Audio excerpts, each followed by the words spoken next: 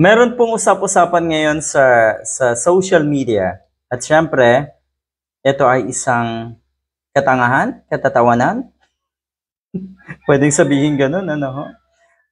Sangkot dito si Bato de la Rosa, meron daw kasi siyang panaginip na binigyan umano ng house arrest etong si Digong na nakapiit nga diyan sa ICC.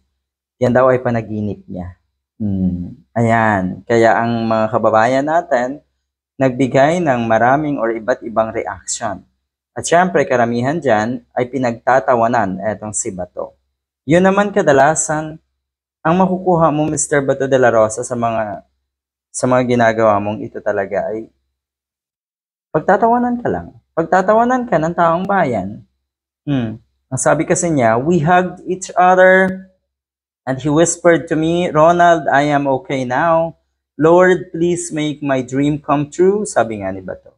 Okay na daw. Nasa panaginip daw niya.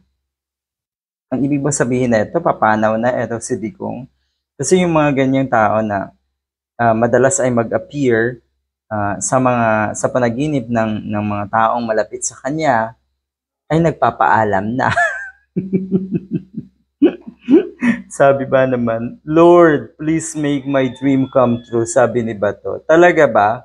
Sabi ng isang netizen, Lord, minura nga ng amo mo ang Diyos. Komento nga ng isa. Minura ni Digong ang ating Panginoon, ang Diyos. Tapos ngayon, Lord, tatawag kayo sa Panginoon. Lord, please make my dream come true. Yun nga, in your dreams daw, sabi ng mga netizens. Kapag daw naalala mo ang iyong panaginip ay hindi ito mangyayari.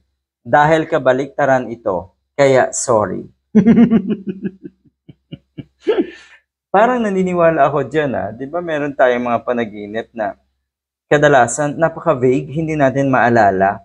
Pero pag napakalinaw daw ng panaginip mo, naalala mo, malinaw na malinaw, kaya mong ikwento sa ibang tao, yung ganyang panaginip ay kabaliktaran. Good luck, Bato.